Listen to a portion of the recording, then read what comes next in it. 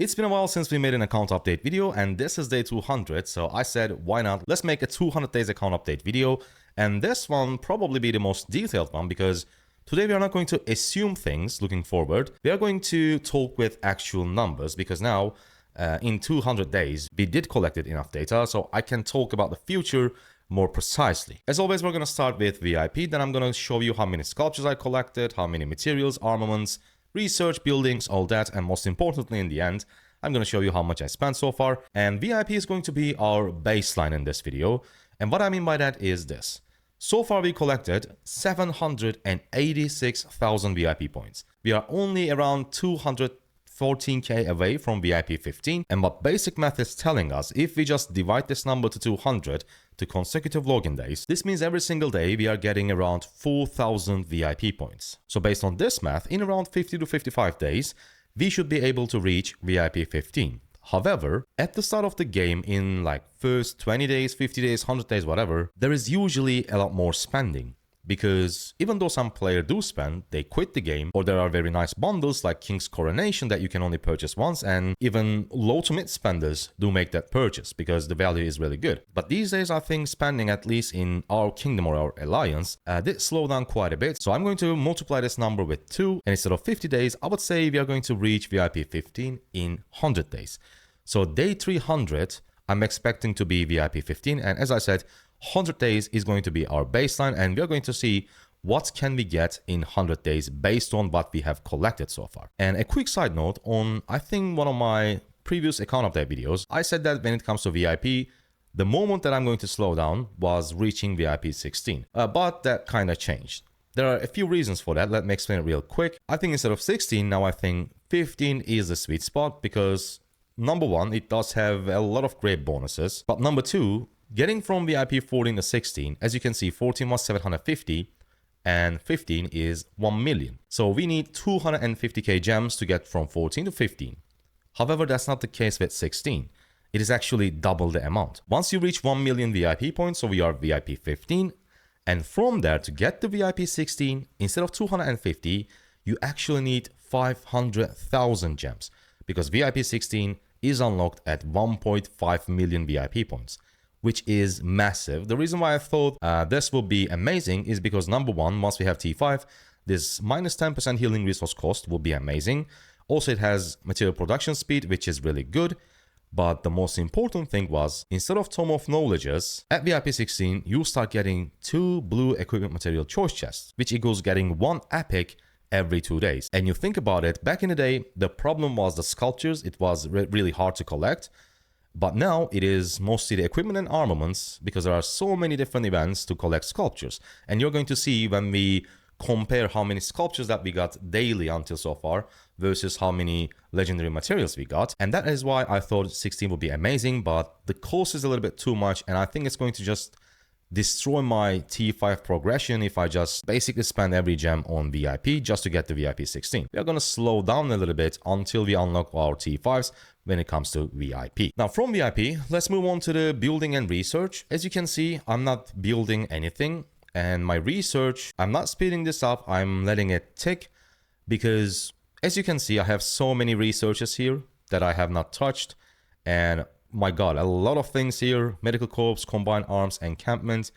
I didn't even finish my economic technology. Again, there are so many possible upgrades. The reason why I'm doing that is because these things give a lot of power, especially the ones here. For example, if I upgrade this to from 8 to 9, look at that, almost 500k power just from this one. And the thing is, I mentioned it many times before, but I've been playing Rise of Kingdoms with a few different accounts for multiple years, but I never had the courage to go for a top 10 in Zenith of Power. And I think this account, it might be a stupid plan, it might be a smart plan, but I'm going to try it. I want to try it just so that I don't quit the game one day without even trying to get a top spot in Zenith of Power, because this, I probably won't ever restart Rise of Kingdoms again. I'll just stick to this account because I'm happy with this one. And since I'm saving my main researches and my main buildings, if the skin is like incredible, the city skin is like incredible, for example, 15% troop health, I think we might have a chance. I don't know, we will see, because there are still time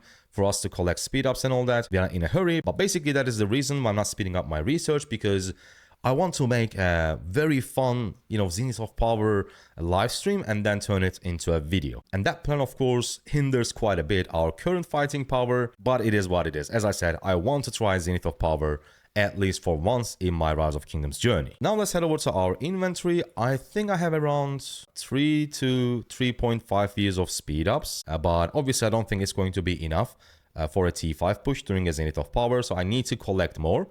And as I said at the start of the video, VIP is going to be our baseline. So in 200 days, let's say 3 years, we managed to collect 3 years of speed ups. So in day 300, I think we are going to have 4.5 to 5 years of speed ups, and I think that should hopefully be enough for a T5 push during a Zenith of Power, unlock all our T5s, upgrade technologies, and of course get a legendary city skin. Equipment, I am, as you can see, saving a lot of materials. To be precise, I have around, wait, I need to look at my notes. Yeah, 260 legendary materials. And on top of that, it's not much, but still, we have around 500 equipment chests that will also give us materials, of course. But regarding materials and equipment, my goal is to make, just like a Zenith of Power, make a huge crafting live stream and then again turn it into a very fun video. And my goal is to craft like 6 pieces legendary set at once, right? All 6 pieces for one commander, quote unquote, like a 0 to hero in a few minutes. And for that, I think I have around 350 to 400 legendary materials. If I want to include the accessories as well, 2 legendary accessories, so 8 pieces full legendary set, then I think we need around 600, which is insane. I don't think I can wait until I do have 600 legendary materials. So we have to go with 6 pieces legendary set crafting session. As I said, I need to collect around 350 to 400 legendary materials. And since in 200 days we have collected 260, if we add another 100, the number that we got from VIP, 100 more days, so day 300, then we would have the number. We would have close to 400 legendary materials, which of course is going to be an insane crafting session. I cannot wait for it. I know it's going to take quite a bit of time, but I want to do it. Yes, I could have crafted certain legendaries along the way. Look, I have these choice chests here that I have not touched. So I could have crafted some legendaries here and there and get better results in earlier KVKs, but I didn't want to. I want to not only to make videos, but I also want to show you guys in future when we make a 1-year account update video, like an anniversary account update video, I want to show you what you can expect to get in Rise of Kingdoms within a year as a low to mid spender. I think it's going to be a very helpful video for all fellow players. Now, after materials, and by the way, don't forget this number, 200 days, 260 legendary materials. This equals getting 1.3 legendary material every single day. Remember, it is 1.3. Now we're going to move on to the sculptures.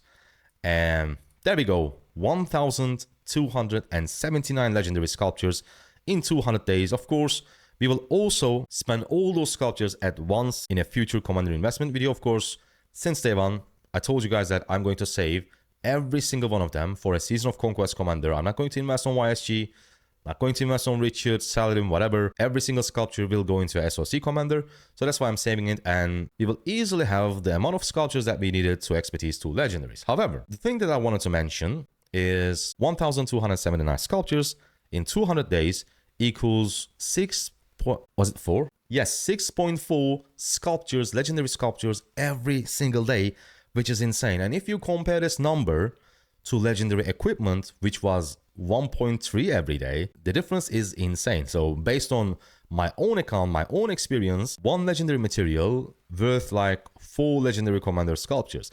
And when you are doing some purchases with gems, during the events and all that, I think you should keep this in mind. 1 legendary material equals 4 legendary sculptures. This is of course not an exact value. This is just an estimation and based on my experience, but I think it should be pretty accurate. And the last page we need to visit in our inventory is the armaments. As you can see, I'm saving, just like everything, all my armament chests because I made a video recently, I think it was 1 or 2 weeks ago, and I've explained that I don't know which commander to invest at this moment. And that is exactly why I'm saving all my formation choice chests. Because if we invest on, let's say, Zhuge Liang Herman, Nevsky John, doesn't matter, then we need wedge formation, we need to select wedge. If we decide to invest on Liu Che, then wedge will be useless because Liu Che doesn't deal skill damage.